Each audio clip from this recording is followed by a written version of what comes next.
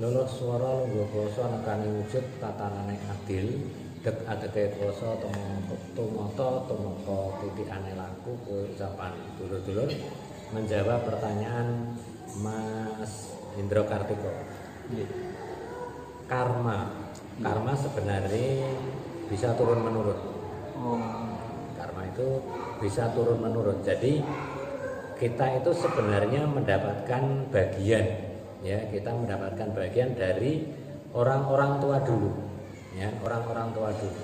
Nah, orang-orang tua dulu itu menurunkan jejak langkah atau perilaku pola hidup yang bisa dituai untuk generasi berikutnya. Ya, jadi enggak menutup kemungkinan, ya kan? Enggak menutup kemungkinan. Ya, jadi dari kita ini itu adalah menuai karma-karma yang dari tetua-tetua terdahulu. Nah, karma itu juga dipilah. Bukan semua karma itu kurang baik, tapi ada karma baik. Ya, jadi di situ ada klasifikasi. Jadi bukan langsung disimpulkan bahwa karma itu pasti kurang baik semua, bukan. Tapi ada juga karma baik. Karma baik dan karma buruk. Jangan mengatakan buruk, Mas. Oh. Nah, ini kan nanti perlu dipahamkan. Ya kan? Maka inilah Mas adanya pembenahan. Ya. Maka kita ini adalah hasil karya, ya kan? Hasil karya dari tertua dahulu yang baik, tapi perubahan evolusi atau pembaruan itu termodif, ya kan? Dijabarkan, diperluas, di kosakata diperbanyak, akhirnya malah justru mengembalikan sesuatu yang kurang baik. Contoh karma yang paling sekuler atau paling menonjol, ya. Coba Mas Warsito atau Mas Indro tak tanya, ya. Kehidupan ini menurut bahasa umum itu ada dua macam. Ada siang, ada malam, ya kan? Ada pagi, ada sore, ya kan, jelas ya? Ada baik, ada buruk. Nah, ya kan? Paham ya? Inilah kata-kata yang berarti kita itu mengharap sesuatu dengan apa yang kita ucap. Ini adalah karma. Paham ya?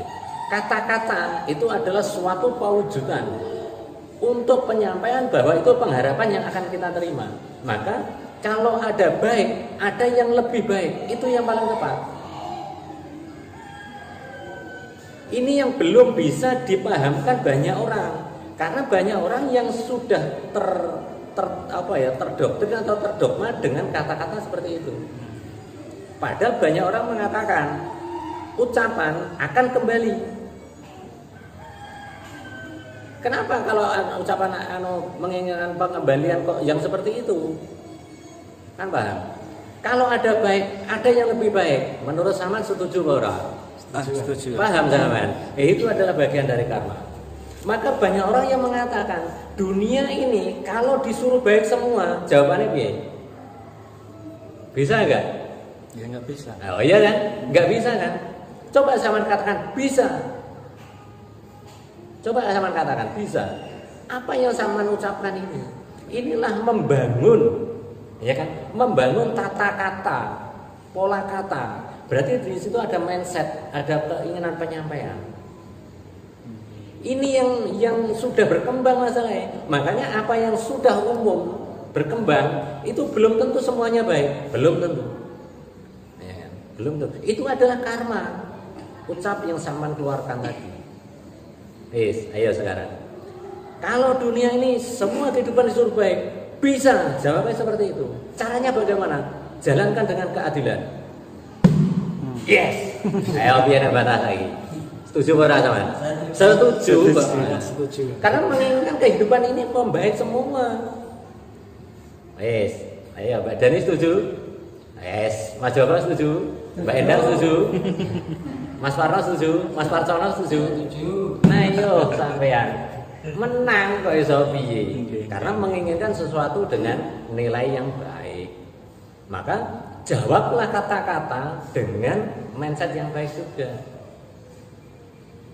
Inilah kebiasaan-kebiasaan yang belum tepat. Maka jikalau ada sesuatu yang kurang tepat, jangan dikatakan salah. Katakan itu kurang pas, kembalinya akan pas. Ya. Katakan itu kurang tepat, kembalinya akan tepat. Tapi kalau sampean katakan SALAH, ya itu seperti itu. Membiasakan kan masalahnya, membiasakan membangun pola kata. Maka hati-hatilah dengan kata, karena kata adalah suatu doa, pengharapan untuk kembali. Memilih kosakata. Yo iya, ya, menyampaikan itu. Ini contoh karma ini. Nah, ini contoh karma. Karma dari ucapannya sendiri. Loh iya, semua terjadi kan karena ucapan. You know, mana bahasanya? Lah iku loh Mas ya. Maka mari kita membenahi ya kan tahapan demi tahapan. Bangunlah bahasa-bahasa yang tepat untuk disampaikan. Seperti itu. Paham? Nggih, Ya, yes, 100.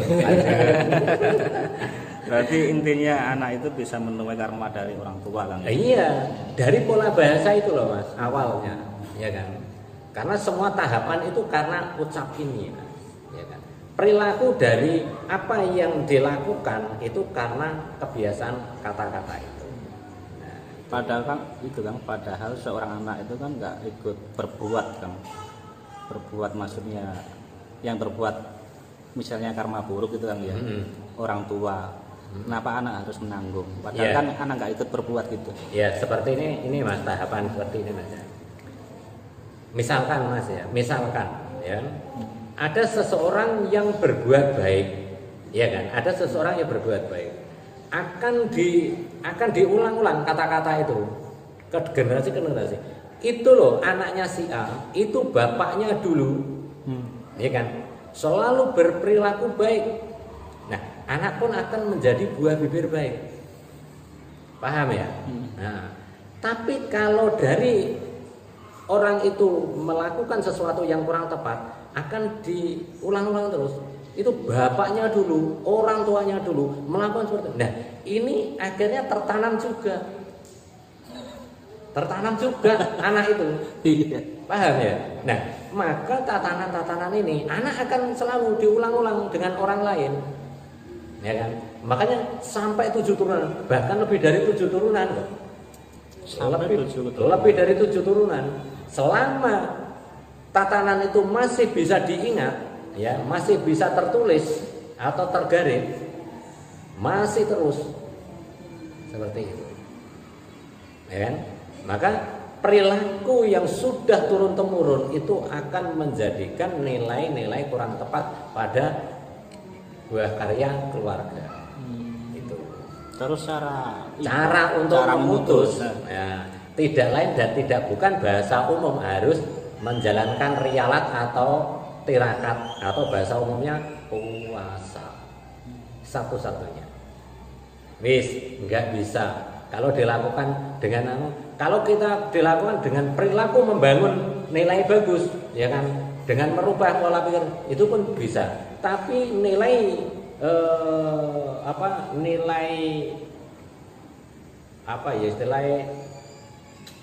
kekuatan yang sangat luar biasa itu adalah rialat atau tirakat, atau bahasa umumnya puasa itu paling mendongkrak, paling cepat untuk membantu memutus.